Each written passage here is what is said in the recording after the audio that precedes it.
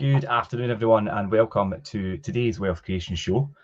Today, we are going to discuss routine, and the title of today's show, Rule the Routine. And it's just myself today, unless Jim joins us at some point. But if not, please jump in the comments, guys. I am live. I will try to engage and speak to the comments as best I can as we go through today's topic.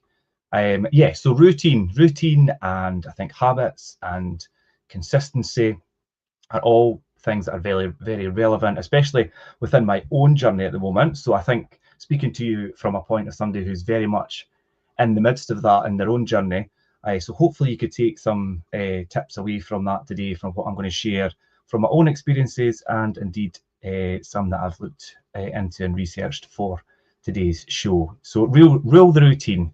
Now, everybody's ideal routine does look different and will look different. And as I say, creating regular habits that make you feel that bit better and give you that bit of routine can sometimes really be quite tricky. A lot of people, like myself, admittedly, will start off with thinking about getting into a routine. And I'll always start with probably getting up early in the morning, doing workouts, prepping your food for the week ahead, possibly walking the dog more, or probably just keeping the house tidy and just general things like that.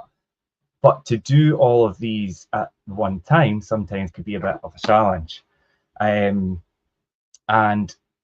although they are quite good things and will give you that feeling of being more productive and things, and potentially help your mental health and things as well, it's sometimes quite a lot to try and change a lot at once. And it's where we talk about habit stacking, and it's in James Clear's book Atomic Habits, and you habit stack, and it's generally through time, incrementally adding new habits and routine and stacking them on top of each other, and then it becomes just a day-to-day thing for you. Trying to do everything at once doesn't work. Trust me, tried and tested. But it can be a lot to keep up with once you've committed. So just be careful of that, I think, is what I'm trying to say. Once you recognize that you need structure and focusing on your routine, and what a routine could actually do for you, it's giving you some stability and some sense of safety and security in what you're doing, and that you're kind of heading in the right direction. And it does give you that. And sometimes at the early stages, you might not feel like that, but it does come. And if you read other people's experiences, and drawing from my own, it does eventually fall into place that there's a positive side to doing it all, and it's not just a continual, like Groundhog Day type thing. But routines can mean the difference between you feeling totally frazzled, frustrated, overwhelmed, and possibly even angry and things as well. You feel like when you're completely disconnected from a routine and things, sometimes it could have an effect on how you are in your personal life and your professional life and things as well. So, and I've definitely recognised that in trying to implement habits and routine and things over the course of the last few years, when I really realised that being consistent and having a routine and things is so important to further yourself and your own success. But anyway, so yeah, not feeling that kind of frazzled way and things as well, and giving you that more confidence and control over what you're actually doing. And there's a lot of people that I was researching this, and you hear the same things time and time again, and it's quite good. And that's what I thought we'd talk about today, when you hear other people sharing their experiences and they feel the same as you do, or the same way you have, trying to accomplish things and implement routines and things, and just to kind of make you feel like you're not alone. And by creating those regular habits, it can make you feel better, but it can be a little bit tricky. So I thought, to help whoever's listening today and joining us to get those new routines up and running, there's things that I've researched and things that can set really helpful and healthy routines that you could actually stick to as well, and they're not really pie in the sky things that you're never going to be able to achieve, trying to balance personal and professional life. And it's like you see all these memes on social media, and it's like trying to balance drinking enough water, getting enough sleep, doing enough work, doing enough family time, and all these things, and trying to balance it. It can take over. So there are ways to really break it down and get a good routine in place that's healthy and functional. And I think firstly, really you need to do it for yourself. Doing it for yourself is definitely the most important thing. You're not doing this for anyone else, unless possibly, some people do things for the betterment of their family and things as well. But I think first and foremost, you need to think about your own self, and that's a really important thing. So yeah, doing it for yourself is so important, and committing to a routine so you can post about it or brag about it on Instagram and things, or to your co-workers, isn't really the surefire way to do it. It's really the core focus of your daily routine isn't about pleasing or impressing others. It's about finding the right balance for yourself, and have a goal and a self-care goal as well for yourself. No matter what your routine is, you choose what routine you choose or how you might fit it into your world. Make sure that it's the one that you're doing is fulfilling for you and not anyone else. So yeah, that was my first point. Do it for yourself, I think, first and foremost, and set intentions that you could really crush. Do you know, the most important part of creating a routine is identifying those goals that you want to work towards. And once you know that, it can be easier to really pinpoint the habits that you'll get to that when you get there. And it's never a bad thing to make these goals very realistic. Do you know, don't set big, massive, audacious goals from the outset. It's good to have these, but do you know, get the basics right first, I think, is important. Because if you feel like the outcome of your habit or your routine that you're trying to set is doable, you'll believe in yourself a lot more. I found that definitely. If I set manageable goals, it definitely you believe in yourself being able to achieve them, and I think that's an important thing. You believe in yourself, and you may be more motivated to actually keep going with what you're trying to achieve. And then another way, and people might think this is a bit controversial, but it's sometimes setting the bar lower than really maybe people might expect you to, in a good way. I mean, I'm not saying just set really, really easy goals or things to fit into your routine, just a lot more manageable, I think. And by giving yourself that time, that step back time, chill time to really achieve your goals, and you're not going hell for leather at something, because that could really have a detrimental effect and cause burnout and things eventually. Having that ample time to adjust to new habits and help you begin to maintain an effective routine, basically. I think that's an important thing as well. I see people may think, God, setting the bar low, what you're talking about, but I think more manageable levels of things rather than kind of way out there that are unachievable. And then when we talk about setting goals, I think creating feeling goals that have that connection emotionally. Well, goal setting can look like listing out, kind of tangible achievements and things. You can and you should think about your emotional goals too. And people believe, what's an emotional goal? I think what feelings you hope to have more of by following that routine.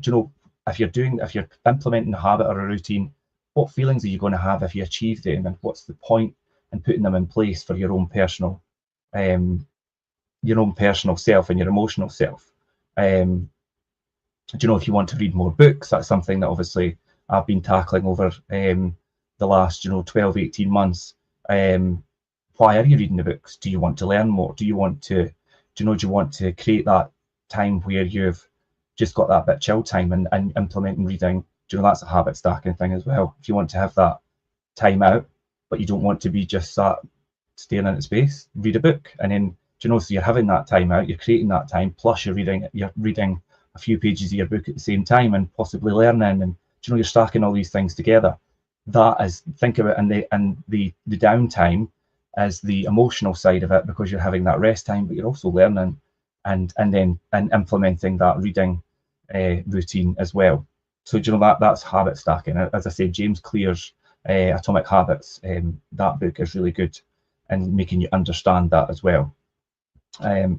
And then, do you know, do you know, if you're not going to set things that have got an emotional side to it, you might not feel so compelled to push forward with it, and then you might be easily kind of think, oh, I'll just give up, and then sets you back to step one. So that's something as well. The emotional side of it is very important. Your goals, as I speak about them, I think it's important to write them down and have them visually. You can see them. Do you know, if you've got a pin board, if you've got, do you know, even a vision board or whatever you choose to do, if you've got your goals on there and you could actually see them and refer to them quite often, that visual aid in what you're actually doing it all for is quite a good thing. Routines do serve as a kind of roadmap for getting to your goals, what you want to do, or probably how you want to feel by achieving these goals. But if you don't write your goals down and the routine that you've got in place to accomplish them, then you risk not really following through with it.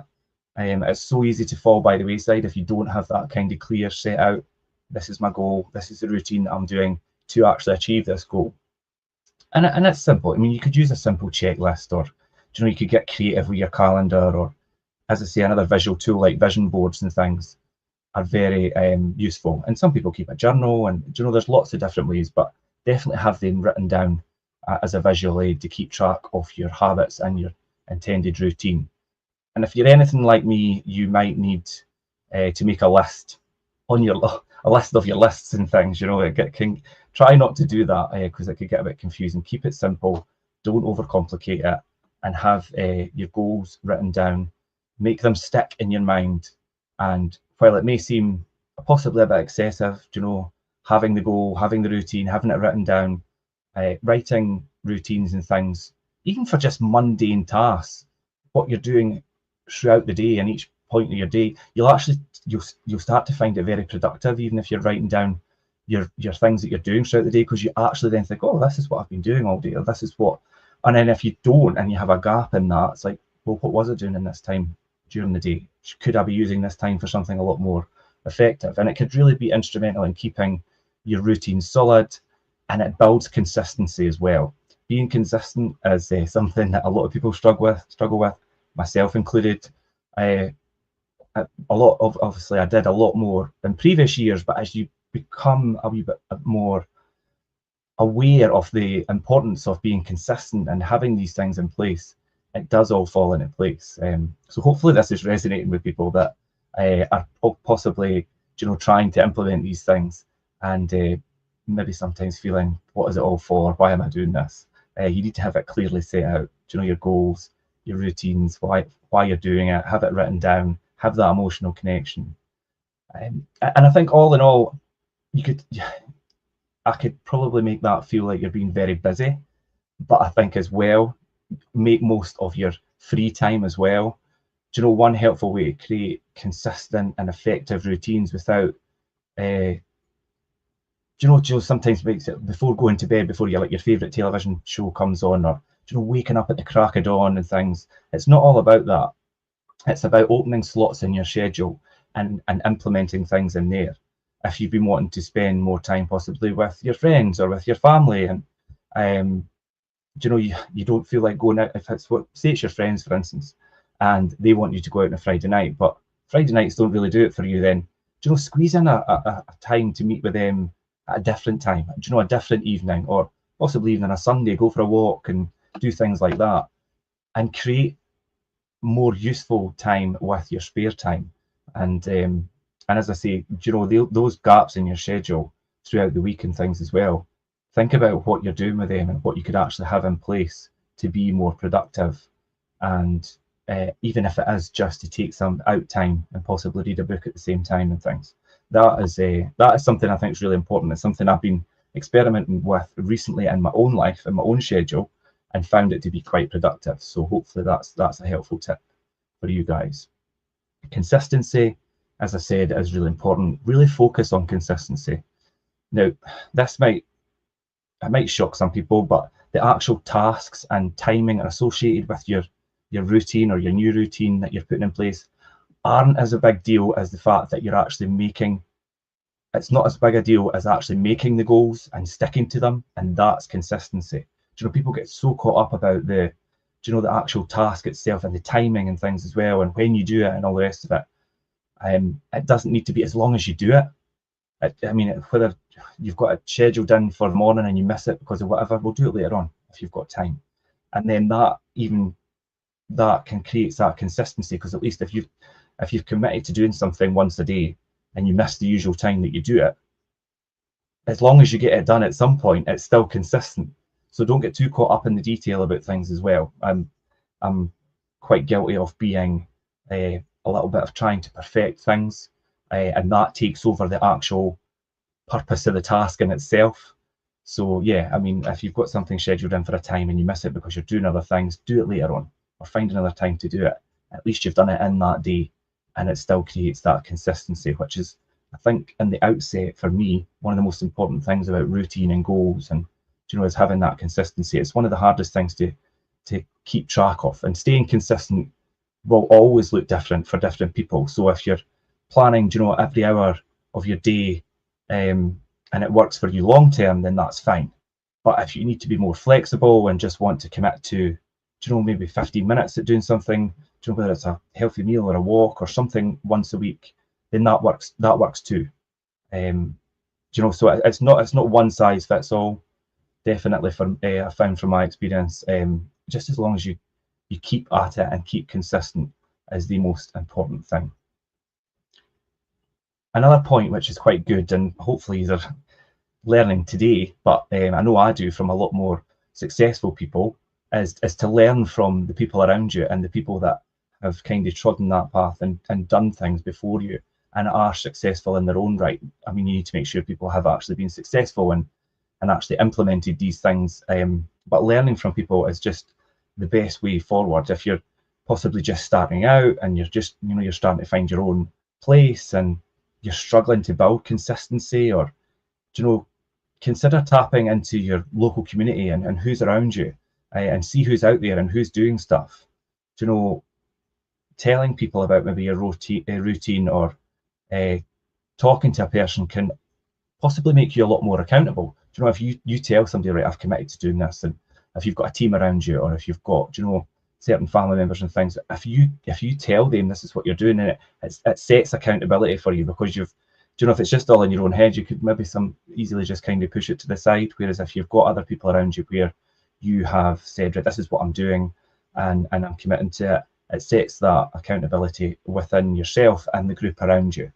And that's something important, accountability and quantifying what you're actually doing, because sometimes it will be easy to just kind of fall by the wayside, and having someone remind you why you started something in the first place and why you started this new routine can make a huge difference to kind of boost you and keep you pushing you forward. Social influence really can be quite a strong motivator, definitely. And if you've got peers or a group around you, make sure you make them aware of what you're doing and what you're trying to achieve, and likewise what they're doing and what they're trying to achieve. And you should bounce off each other and definitely build each other up. You know, a rising tide lifts all ships, and I think if you're in a group situation or a team situation, definitely have that morale and share what your goals and your routines are, and keep each other on track. If you try and do something completely on your own, sometimes it's easy to fall by the wayside. Although, don't forget to be your own cheerleader. Discipline does not mean punishing yourself with your slip-ups, or maybe you've fallen by the wayside. It does happen. It's all about showing up for yourself, even when you don't feel like it, and your goals feel quite far away. Rooting for yourself on days when it's really, you're really not feeling that way, and you're not motivated, and it's the best tool to keep you kind of consistent, to be your own cheerleader and remind yourself as well why you're doing things. I mean, after all, if you've made a promise to take care of yourself and have that discipline, remind yourself why you're taking care of yourself. Are you taking care of yourself to live longer for your family, or to be able to achieve something? Just keep goals as a reminder, and it will help discipline yourself to keep them. And if you're feeling discouraged about, your progress, then return to your goals, or if you've wrote them in your journal or your calendar or your vision board, return to them and think about why the original thought process was in place to have them, and why you wanted to feel committed to these habits when you first started. And revisiting your initial goals can really encourage you to get back on track. We all have days, and you're only human to feel like that at certain points. So yeah, revisiting your goals to kind of reboost your enthusiasm to what you're trying to achieve is something that's important. Keeping it balanced as well. When you're focusing on your routines, you could often avoid going. If you're trying to eat good and you're trying to possibly stop eating out so much or something, it's quite hard to avoid going out to eat and having food with friends and family and things. And then you feel like you've left no room for that flexibility of actually living. So rather than enjoying social time and a meal and things, and then you're not doing that. So then, sometimes it's going to have a detrimental effect on possibly your mental side of things. So, I mean, keep it balanced. I mean, don't be completely rigid and don't socialize in that kind of aspect. You still can go out and have meals and things, even though you're trying to eat good. You just need to be quite logical about the fact about what you're eating and things as well. That was just a quick example, but I know food's a big trigger for people, and socializing and pubs and alcohol and things like that. These are all things that people try and control to better themselves and get out of those kind of routines. And it can be difficult. So don't feel like you are losing because you do enjoy the odd occasion where you socialize and eat out or have a drink or whatever. A lot of people find themselves with like that FOMO, like the fear of missing out because they're not in a social setting all the time. But that eventually does subside, I think. And I think as you grow a wee bit older, you realise that a lot more than when you're younger years. But yeah, I mean, to continually do that all the time, it's not a great thing for creating positive feelings, especially when you're trying to implement routine and things. So yeah, think about that, but always have a balance, because without the balance, it could have an effect on your mental health, and that's something to watch out on as well. A routine should bring you, a sense of calm and peace and stability.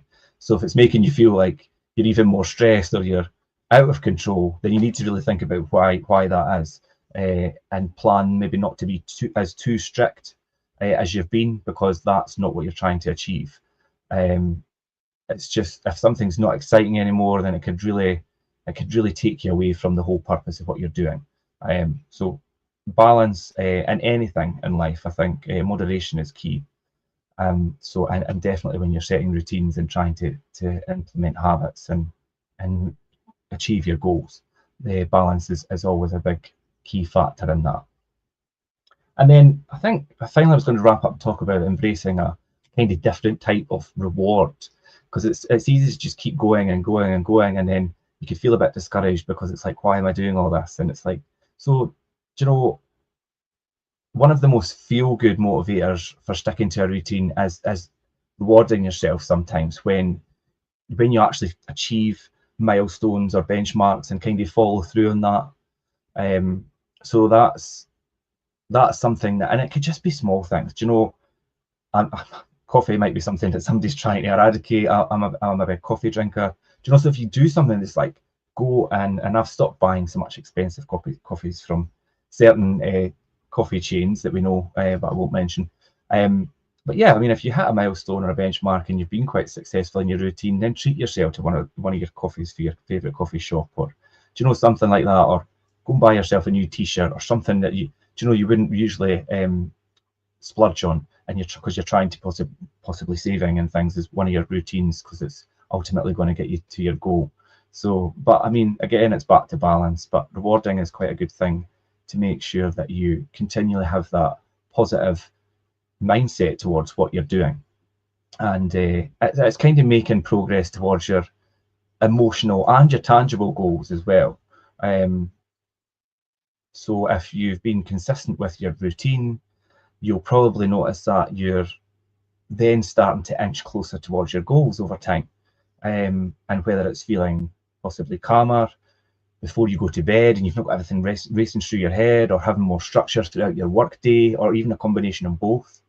I know these are really important things. If you work Monday to Friday 9 to 5 and have a lot of extra hours and things, you could go to bed with work racing through your mind. You're up really early. You're all over the place through the day trying to control your schedule. Do you know, if you can create that, do you know, that calm mind at night time, get a good sleep, have a structured schedule throughout the day, which a lot of people listening might think, God, I can't do it. You can do it. It can be done. And I've come sometimes from feeling like that and pulling myself around and just stepping back and thinking, right, this is what I need to do here. And it's, do you know, it's all about your schedule throughout the day. Because if you get that right, I think that it gives you a calmer mindset at night time, which ultimately then allows you to sleep better. And it's a whole cycle. It has a knock-on effect. So, I mean, this is just me speaking from experience as well. Everybody's different, but as I say, sharing this today, hopefully some people may be able to take some tips away from it. So I think in conclusion for today is, I mean, if sticking with a routine is not effective or it's too stressful, then you need to give yourself permission to say, let me maybe try something else. Do you know, if something's not working and you don't feel right and you're still stressed, and do you know, then step back and think, this is maybe not right. Maybe I need to look at this from a different angle and change something different. So always be open to that, giving yourself that kind of grace to step back and evaluate how it's working for you.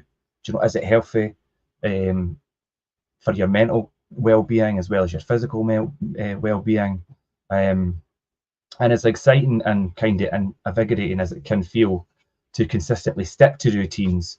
Making space for adjustments can really help you from that burnout. And I think that's something I'm going to round up on today, because burnout is something that will happen if you just continually push and push for something that isn't working for you, for your physical and mental well-being as well. So don't be afraid to think that I've set these goals and these routines and I'm going to stick to them. If they're not working, change them. Think about a different angle. Speak to somebody that has probably done it before you. Speak to one of your peers, speak to one of your team, and think, this isn't working for me. Could you help me maybe think about what's a better angle for me to approach this? And, do you know, like I say, use your social team and people around you to help you. But definitely don't be afraid to change things if they're not working. But I think once you get that balance right and you've got a routine and you've got a good mental and physical state, you'll see the benefits and you'll start to inch closer and closer towards what your ultimate goals are that you've got written down on your vision boards or your journals, your calendars or whatever. And hopefully over time it should fall into place. And if you just keep at that, you should see improvements in how you feel and what you're trying to achieve. As I say, I'm very much on that journey myself. If anybody wants to pick my brain and ask any questions about the topic of ruling your routine and putting these things in place and being consistent, then please feel free to reach out. I'd happily have a chat about my journey and definitely give you any advice that I can, or point you in the right direction of someone that can give you further advice to help you in your journey. And hopefully that's been quite helpful for everyone listening today. And as I say, any questions, jump in the comments. If it's a rerun, jump in the comments, we'll still come back to you. You could come to me direct. My email is attached to this post. It's richard.cook@fiveproperties.co.uk. And until next time, guys, I'll leave it there. That's been the Wealth Creation Show for today. Thanks for watching. Bye.